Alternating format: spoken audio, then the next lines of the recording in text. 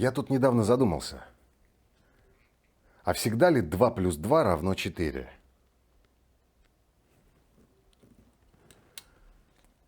Альтернативы не существует. Это абсолютная истина. И любой, кто скажет иначе, априори не прав. Или у меня есть некоторые сомнения. Смог бы я поставить на это всю свою жизнь? Ну так, чисто, чтобы придать вес своим аргументам.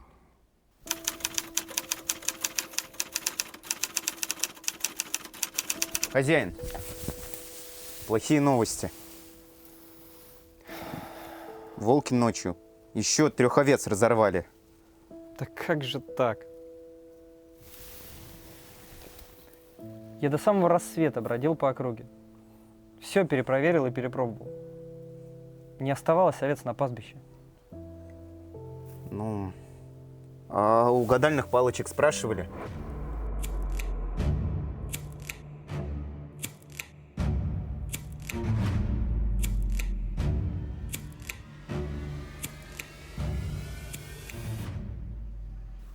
Вот еще.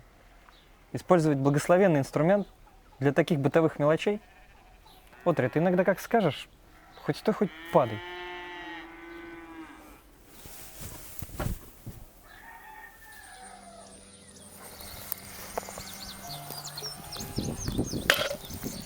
Целых 3 овцы. 3. А я был уверен, что ни одной не упустил.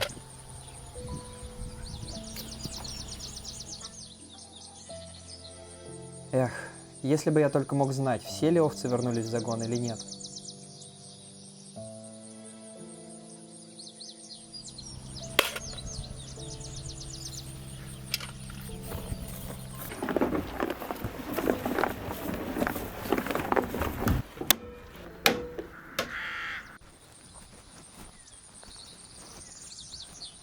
Невозможно.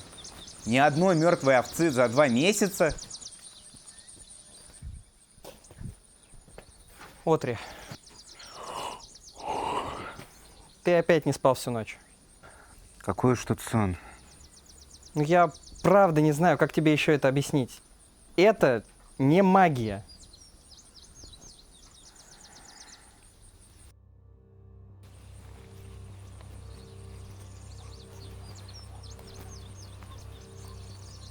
Чем могу вам помочь?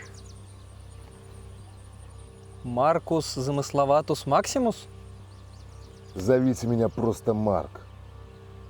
Я здесь для того, чтобы конфисковать магические камни и выяснить, что за магия в них используется. Если здесь кто-то практикует темную магию, его следует немедленно предать огню. Чертов подмастерье. Послушайте, это никакие не магические камни. Это обычные камни, я набрал их с земли. Я пришел, чтобы конфисковать магическое ведро и предать темного колдуна, если такое имеется, огню. Но ведро у меня тоже не магическое. Я в нем раньше хранил грязные носки. Тогда в чем же магия? Это не просто объяснить. Магия в уровне камушка в ведре. Есть определенный магический уровень камушка в ведре. И они должны быть ровно на точной отметке. Иначе магия не случится. На какой отметке? Пойдемте.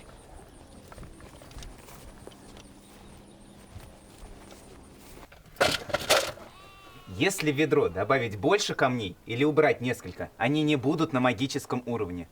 Вот сейчас магический уровень. Это, ну, примерно полная на-треть. Понятно.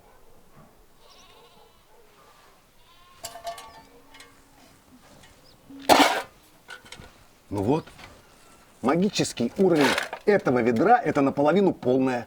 Так это работает? Нет. Наполовину полный это не магический уровень. Магический уровень это, ну, примерно полная на-треть. А наполовину полная, ну, это совершенно не волшебно. Кроме того, у вас неправильное ведро. Кажется, вы говорили, что ведро не магическое. Оно не магическое. И вообще. Я слежу за овцами. Поговорите с Отри. Послушайте, это свободная страна. под благословенной диктатурой Сената, конечно. Я могу бросать какие угодно камушки в какое мне угодно ведро. Нет, не можете. Тогда совсем не будет волшебства. Я внимательно наблюдал за вами и в точности повторил ваш ритуал. Это не так работает. О, понятно. Магический уровень камушков может быть только в вашем ведре, верно? Что доказывает, что все это дело с магией совершенно произвольно и субъективно. Марк, а кто-нибудь сказал вам вообще, что эти камушки делают? Делают? Я думал, они просто волшебные и все. Да если бы камешки ничего не делали, то наш аудитор эффективности по бизнес-процессу, но соответственно международному стандарту, исключил бы эту процедуру из повседневной работы. Как зовут вашего аудитора? Дарвин.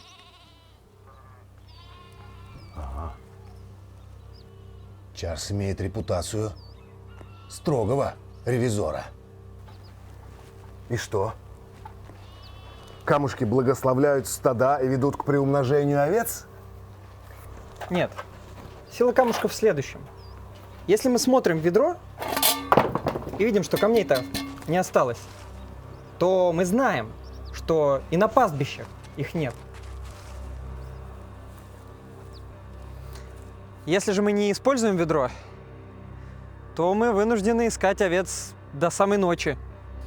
И если мы этого не делаем, то иногда на следующее утро мы находим мертвых овец, загрызанных волками. Если мы используем ведро, то мы знаем, что овцы в загоне, и можем спать спокойно. Звучит слишком неправдоподобно. А как насчет использования гадальных палочек? Говорят, заговоренные палочки не лгут. Во всяком случае, каждый, кто считает, что они лгут, будет сожжен заживо. Это очень болезненная смерть. Поэтому гадальные палочки не лгут. Вы можете использовать гадальные палочки, если вам нравится. А святые небеса, разумеется, нет. При надлежащем использовании эти благословенные инструменты работают безошибочно, с абсолютной точностью и в любой ситуации. Но что если на утро я обнаружу мертвых овец? Нет, я использую гадальные палочки только когда исключена возможность неверного предсказания. О, простите. Как раз из Сената звонит. Здравствуйте. Угу. Нет, здесь только простые пастухи, они ничего не могут мне объяснить. Понял вас. До связи. В Сенате говорят, что любое необъяснимое волшебство будет автоматически считаться черной магией, а тех, кто его практиковал, немедленно сожгут на костре. Даю вам последний шанс. Объясните мне, как работает ваша волшебная система, иначе вам конец! Нужно бросать камушек в ведро каждый раз, когда овца выходит из загона. И каждый раз доставать камушек, когда овца возвращается. Верно? Это должно быть очень тяжелое занятие. Вот именно. Это такое давление на чувства. Когда в ведре некоторое время сохраняется один определенный уровень, вы так или иначе привязываетесь к нему. Узрите! Вышла овца. И теперь я должен взять камень и бросить его в ведро. Несмотря на привязанность к дорогому мне уровню, который сохранился так долго. Ибо таково высшее испытание пастуха. Несмотря на муки, несмотря на страдания, несмотря на всю любовь к старому уровню. Воистину, только лучшие из пастухов способны на такое. Отри, если ты когда-нибудь мечтаешь стать великим пастухом, научись затыкаться и просто бросать камни. Без суеты, без драматизма. Просто бросай. А можно взглянуть на камушек? Конечно. А разве вы сейчас не нарушили весь процесс? Вряд ли. Если нарушил, мы узнаем об этом позже. Но... Я научил тебя всему, что знаешь ты, но не всему, что знаю я. Так вот почему ваши стада плодятся так хорошо. Силой этого ведра ваши возможности почти безграничны.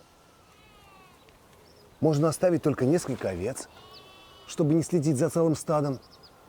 А потом, когда придет время стрижки, наполнить ведро до краев и...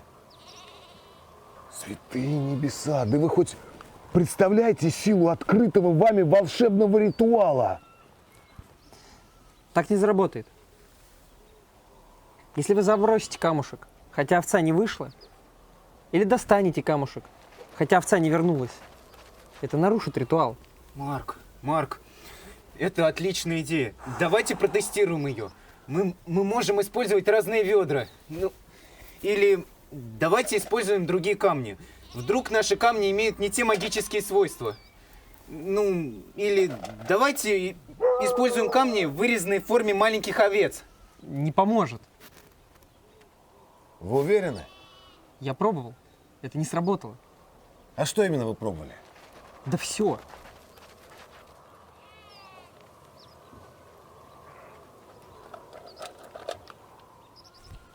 И уменьшить количество овец, доставая камешки из ведра.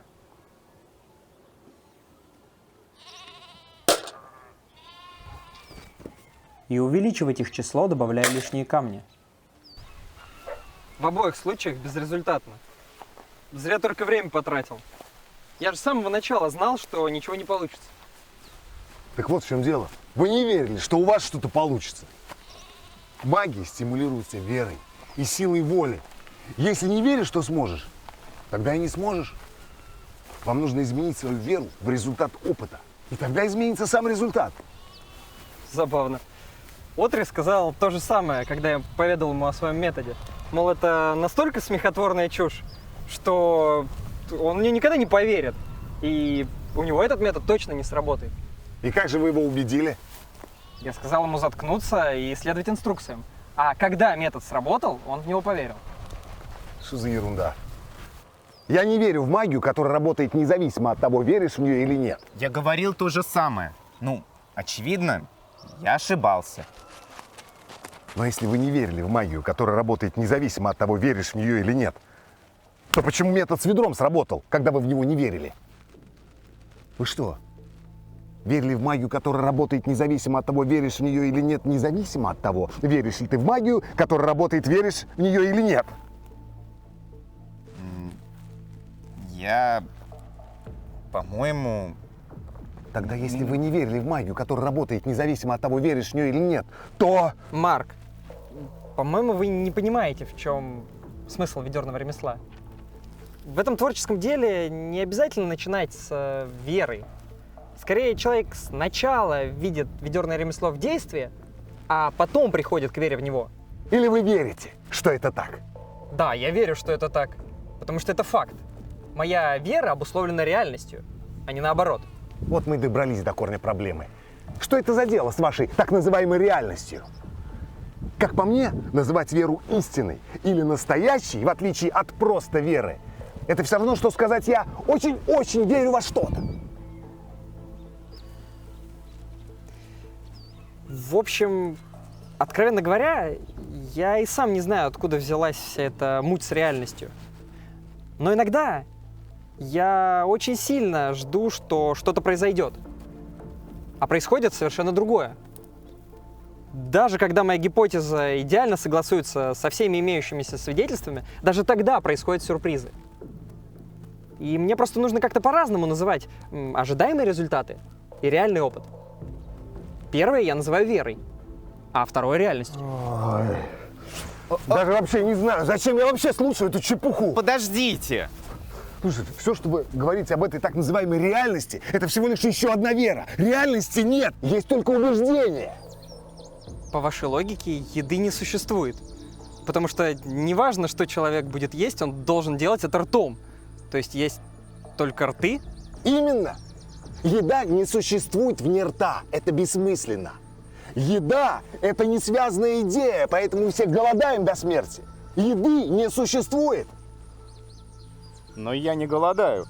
Ага. А как вы произнесли это самое выражение? Ртом, мой друг! Своим ртом! Как еще нагляднее доказать, что еды не существует? Кто тут говорит о голоде? Это просто метафора. Не надо забирать у меня рот или еще что-то еще. А зачем вам рот, если еды не существует? Неважно. У меня нет времени на эту ерунду. Я здесь, чтобы проинспектировать овец. Стада плодятся, господин. Ни одной задранной овцы с января. Прекрасно. Награждаю вас 12 единицами приспособляемости. Так, а что этот человек тут делает? Является ли он необходимой частью производственной деятельности? Я думаю, он принес бы больше пользы человеческому виду в роли балласта на корзине воздушного шара. Ой. Мне нет дела до человеческого вида. Пусть сам скажет. Вот этот вот всего лишь пастух утверждает, что существует такое явление, как реальность. Это оскорбляет меня. Я глубоко и стойко уверен, что правды не существует. Идея истины – это всего лишь уловка людей, чтобы навязывать другим свои убеждения. У каждой культуры своя истина, и все они равны. Поэтому я настаиваю, чтобы вы согласились со мной. Секундочку. Если ничто не истина, то почему я должен вам верить? Если вы сказали, что ничто не истина. Я не говорил, что ничто не является истиной. Нет, сказали. Я слышал. Я сказал, что истина – это оправдание какой-либо культуры, чтобы навязать другим свои убеждения. Подождите. А вот это, то, что вы сейчас сказали, истина? Абсолютно. Несомненно, истина. Люди сами творят свои реальности. Погодите. Создание собственных реальностей – это совершенно отдельный вопрос от того заявления, что истины не существует. Вот вы опять пытаетесь использовать логику. Но мои утверждения не гипотезы, не нужно выводить их следствия. Это просто карточка освобождения из тюрьмы. Когда я говорю, что истины не существует, это применимо только к вашим словам, а не к моим собственным. А почему нет? Отри, поверьте, вы не первый, кто задался этим вопросом. Многие студенты спрашивают то же самое, когда сталкиваются с данной философией, у которой, уверяю вас, множество сторонников, и по которой написана обширная литература. Ну и каков ответ? Ой, мы называем это проблемой рефлексивности. Да, но какой ответ? Поверьте, вы не первый, кто задался этим вопросом, и не нужно преподносить это как триумфальное опровержение. Да нет, в самом деле, каков ответ? А теперь перейдем к проблеме того, как логика убивает таких милых детенышей тюленей. Вы напрасно теряете время. Это кроме того, что вы далеко ушли от слежения за овцами. Послушайте, у меня есть простое решение вашего диспута. Вот вы утверждаете, что вера человека преобразовывает его личную реальность. А вы истово верите в то, что вера Марка не может изменить реальность. Так пусть Марк очень сильно поверит, что умеет летать и спрыгнет с обрыва. Марк увидит, что полетел как птица, а Отри увидит его стремительное падение, а затем услышит шлепок приземления. И вы оба будете счастливы. Звучит разумно. А вот там как раз есть обрыв. Подождите. Будь это правдой, то мы все оказались бы давно в своих собственных личных вселенных, и окружающие были бы лишь плодом нашего воображения. Нет смысла пытаться что-то доказать нам!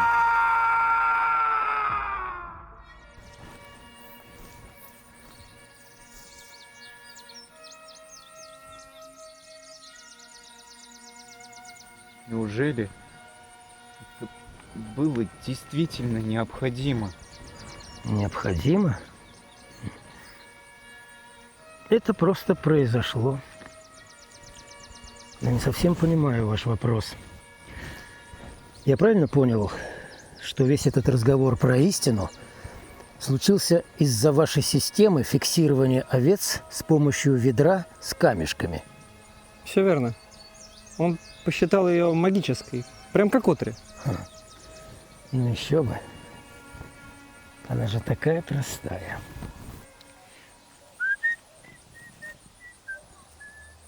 Ну, пора загонять овец.